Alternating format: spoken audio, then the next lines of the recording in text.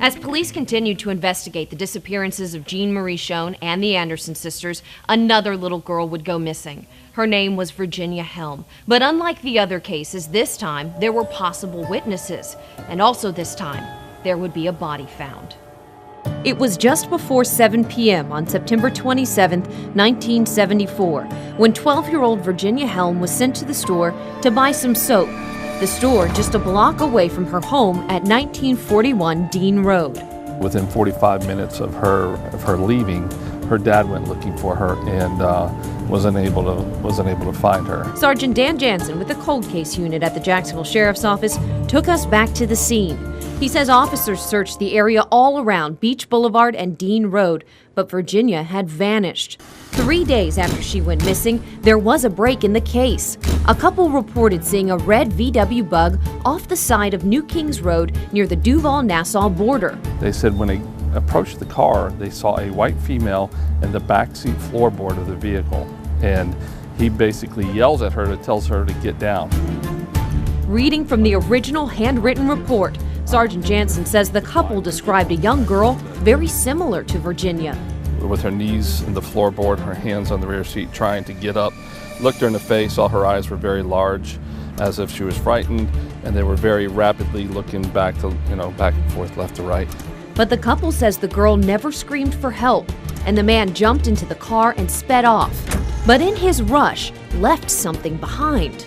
There's a bag that's knocked out of the vehicle onto the ground, and it was collected and tested for fingerprints back in the day. But could now be tested for DNA. But there is also another lead. The day before Virginia went missing, another young girl less than a mile away on Glendale Avenue told police a man in a red car had approached her. Basically tried to get her to get into the vehicle, said that they would kill her if she didn't get in, but she didn't fall for it, thank goodness, and she ran for help. Her name was Mary Ann. She knew Virginia. The two walked to the bus stop together. She told us Virginia kept to herself, but was kind. You would have never met anybody any sweeter. She was very quiet. Mary Ann says she felt like the only person who took what happened to her seriously was her mother, until after Virginia went missing the next day. I remember her looking for the people, going out riding around looking for the vehicle herself. But I do not remember them coming until after Virginia was missing. The common thread in both leads, the red compact car.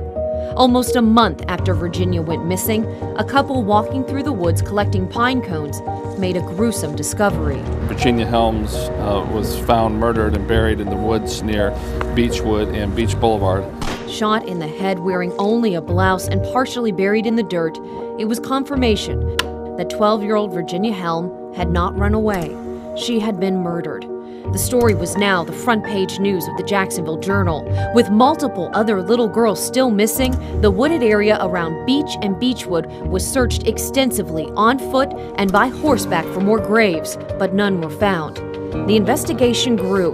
More manpower was put towards answering the burning question: what was happening to these little girls?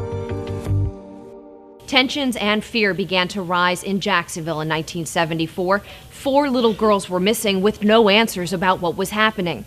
But sadly, one more would vanish before the summer was over. That story tomorrow on Unsolved.